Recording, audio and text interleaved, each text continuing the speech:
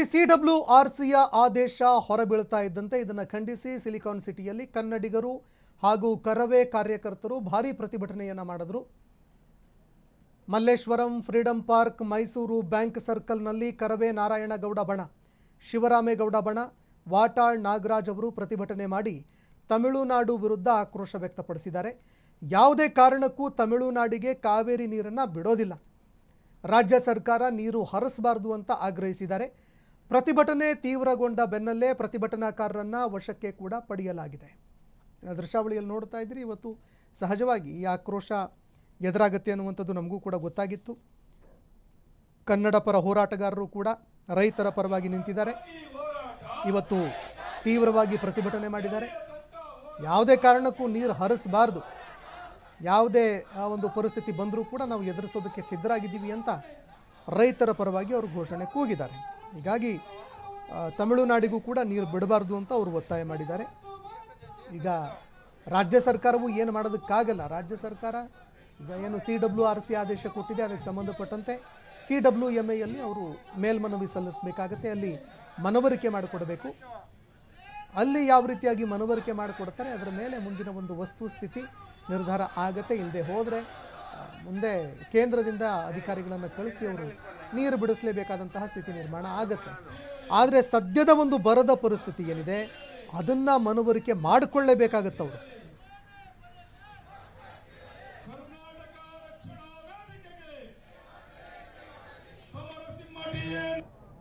ನಾವು ದಿನಕ್ಕೆ 3500 ಕ್ಯೂಸೆಕ್ ನೀರನ್ನ ತಮಿಳುನಾಡಿಗೆ ಬಿಡಿ ಅಂತ ಹೇಳಿ ಕಾವೇರಿ ನಿಯಂತ್ರಣ ಸಮಿತಿ ಏನು ಆದೇಶ ಮಾಡಿದೆ, ಆ ಆದೇಶವನ್ನ ನಾವು ಗೌರವಿಸಲಿಕ್ಕೆ ಇವತ್ತು ನೀರಿಲ್ಲದ ಕಾರಣ ಕರ್ನಾಟಕಕ್ಕೆ ಸಾಧ್ಯ ಇಲ್ಲ ಅನ್ನೋದನ್ನ ಹೇಳಬೇಕಾಗುತ್ತೆ.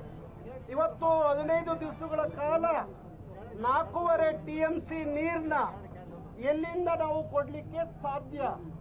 ಇವತ್ತು ನಮ್ಮ ಡ್ಯಾಮ್ಗಳಲ್ಲಿ ಇರೋದೇ 12 TMC.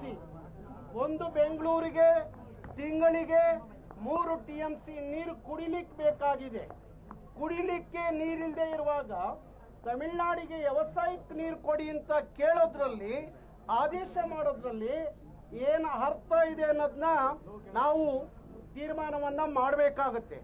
ತಮಿಳುನಾಡಿನ ರಾಜಕೀಯ ಪಕ್ಷಗಳು ಪದೇ ಪದೇ ಕೇಂದ್ರದ ಲಾಬಿ ಮಾಡಿ ನಮ್ಮ ಮೇಲೆ ಇಂಥ ಮರಣ ಶಾಸನವನ್ನ ಬರೀಲಿಕ್ಕೆ ಸಂಚು ಮಾಡೋದಾದ್ರೆ ನಾವು ರಾಜ್ಯ ಸರ್ಕಾರ ಸರಿಯಾಗಿ ಅವರಿಗೆ ಉತ್ತರವನ್ನ ಕೊಡಬೇಕಾಗುತ್ತೆ. ತಕ್ಷಣ ರಾಜ್ಯ ಸರ್ಕಾರ ಕಾವೇರಿ ನೀರು ನಿವಾರಣಾ ಪ್ರಾಧಿಕಾರದ ಮುಂದೆ ನಮ್ಮ ಮನವಿಯನ್ನು ಸಲ್ಲಿಸಬೇಕಾಗುತ್ತೆ. ಇವತ್ತಿನ ಸಂದರ್ಭದಲ್ಲಿ ನಮ್ಮ ಯಾವ ಡ್ಯಾಮ್ಗಳಲ್ಲಿ, ಅದು KRS ಇರಬಹುದು, ಕಬಿನಿ ಇರಬಹುದು, ಹಾಗೆ ಆರಂಗಿ ಡ್ಯಾಮ್ಗಳಲ್ಲೂ ಸಹ ನೀರಿಲ್ಲದ ಕಾರಣ ನಾವು ನೀರು ಕೊಡ್ಲಿಕ್ಕೆ ಸಾಧ್ಯ ಇಲ್ಲ.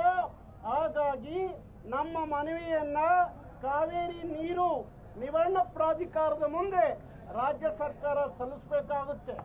ಅದು ನಾವು ದಿನಕ್ಕೆ 3500 ಕ್ಯೂಸೆಕ್ ನೀರನ್ನ ತಮಿಳುನಾಡಿಗೆ ಬಿಡಿ ಅಂತ ಹೇಳಿ ಕಾವೇರಿ ನಿಯಂತ್ರಣ ಸಮಿತಿ ಏನು ಆದೇಶ ಮಾಡಿದೆ, ಆ ಆದೇಶವನ್ನ ನಾವು ಗೌರವಿಸಲಿಕ್ಕೆ ಇವತ್ತು ನೀರಿಲ್ಲದ ಕಾರಣ ಕರ್ನಾಟಕಕ್ಕೆ